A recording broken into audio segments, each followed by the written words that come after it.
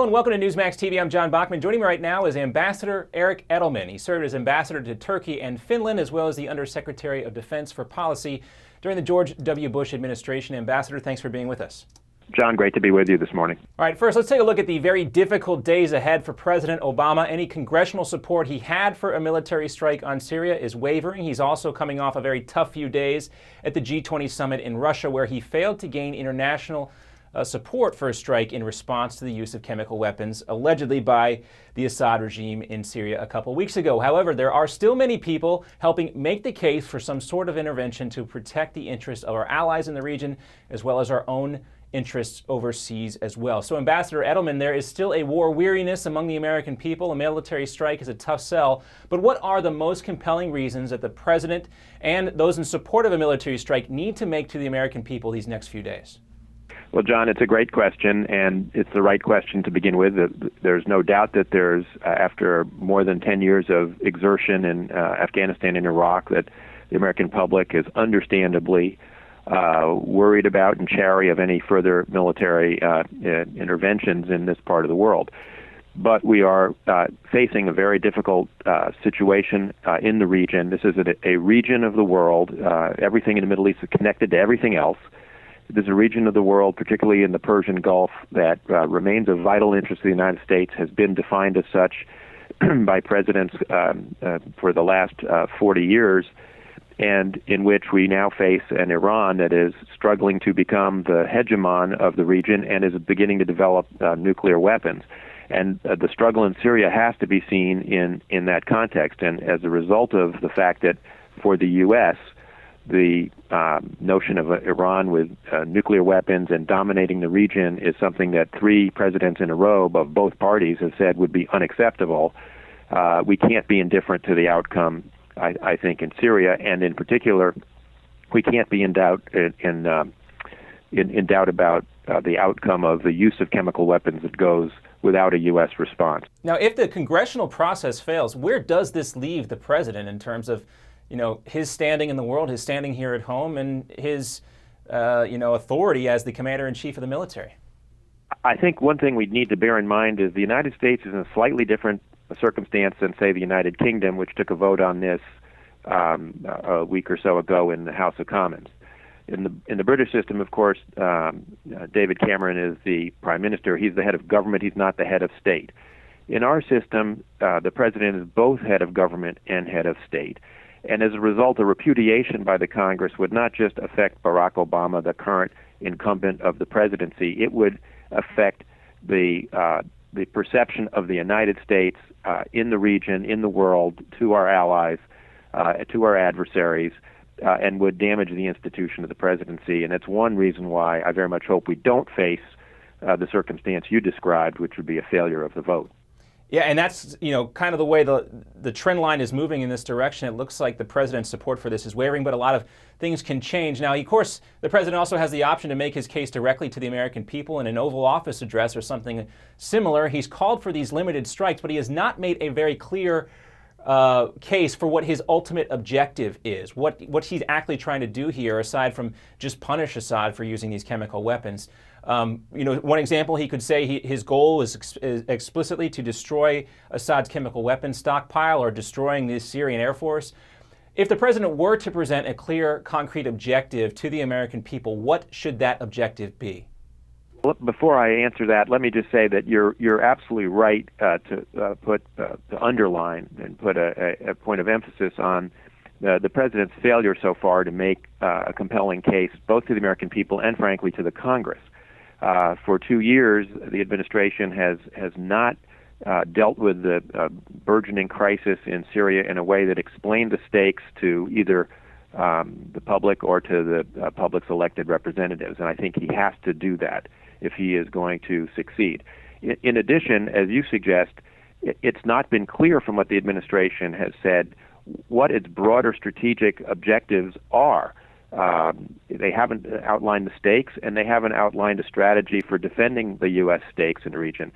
If you look at the language that came out of the Senate Foreign Relations Committee's authorization for the use of military force, that resolution actually commits the United States to degrading the capability of Assad's regime to exercise these kinds of strikes to try and basically change the balance on the battlefield and to demand that the administration provide a strategy to the Congress and to the American people. And I do think the president will have to do that. And that strategy has got to be one that entails both punishment for violation of an international norm, and that's important because we've said repeatedly, President Clinton, President Bush 43, and President Obama, that a nuclear Iran is unacceptable to the United States and that all options are on the table. If we don't enforce the WMD norm in Syria in this case, which is Iran's only real ally in the region, if you were sitting in Tehran and were the Ayatollah Khamenei, you would probably not put too much stock in the threat of the use of force if they don't negotiate an end to their nuclear weapons program. I think that's the first objective. But the larger objective has got to be to inflict damage on the pillars of the Assad regime so that you can fracture the regime and hopefully get to the point where you get a different outcome, whether it's on the battlefield or in a negotiation. It's hard to predict what that would be, but an outcome that starts to move Syria in the direction of a post-Assad government. Yeah, and I know it would be difficult and cumbersome for the president to make that case, but he really does need to explain the Iranian correlation in all of this, and I don't think he's done a very good job of that, nor has anybody else.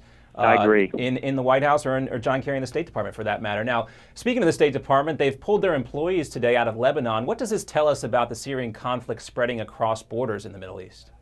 This has been one of the big concerns people have had about this conflict from the beginning. You've had enormous refugee flows, including to countries that are a treaty ally of the United States, Turkey, which has over 500,000 refugees now living on its territory.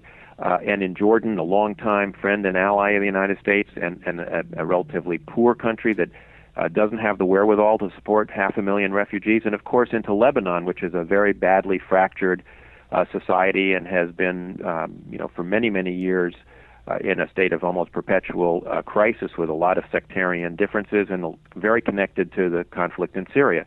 And so, unfortunately, historically, we've had our embassy bombed in Beirut multiple times.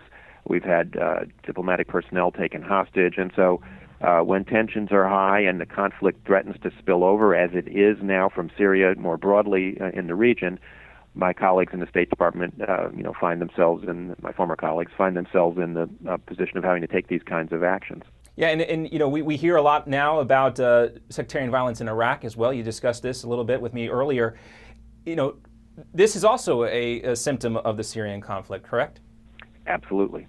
Yeah, so, and there are, it seems like on a weekly basis, hundreds of people dying in bombing attacks in Iraq. We don't hear as much about that in the press anymore because everybody's so hyper-focused on Syria, but that's, of course, another symptom of this as well. Now, let's also talk about Russia a little bit. This has been an adversarial relationship as well. It seems to be getting worse between President Obama and Russian President Vladimir Putin. Russia is moving more of its naval assets into the Mediterranean Sea as the U.S. is doing the same thing. Obviously, the optics of this move is important for both countries, and I think it's safe to say that U.S.-Russian relations are at a relative low point right now, but how much does this raise tensions with both the Russian Navy having a bigger presence in the Mediterranean as well as the U.S. having a bigger naval presence? Is there room in the sea for both to kind of show their force there without this, somebody making a miscalculation and things getting much, much worse?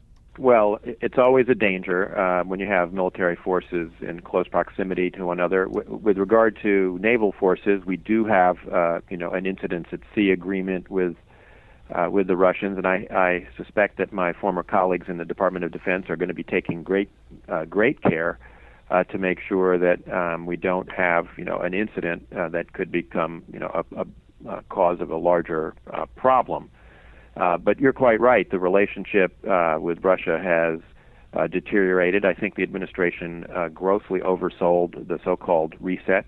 In fact, I think they made a number of unnecessary concessions in the New START treaty. I testified to that effect when the treaty was being ratified.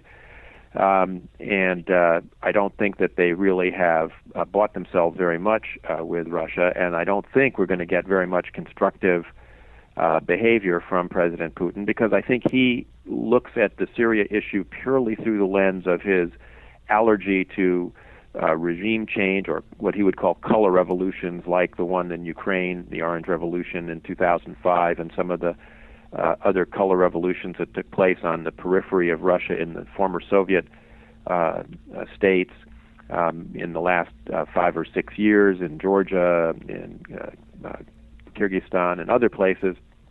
And I think he sees this ultimately as somehow aimed at him. And I think for that reason we're just not going to get very much cooperation from President Putin, and I would not expect much constructive behavior from the Russians diplomatically unless something changes dramatically on the ground in Syria, at which point the Russians might make their accommodations reality. That's been their past practice.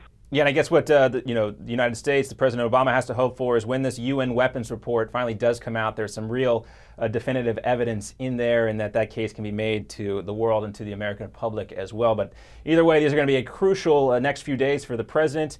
His political, life is basically hanging by a thread here, so we'll see what happens. Thank you very much for your insight, Ambassador Eric Edelman. Fascinating conversation. We'll hope to talk to you again soon. John, great to be with you. Thanks a lot. And thank you for watching Newsmax TV.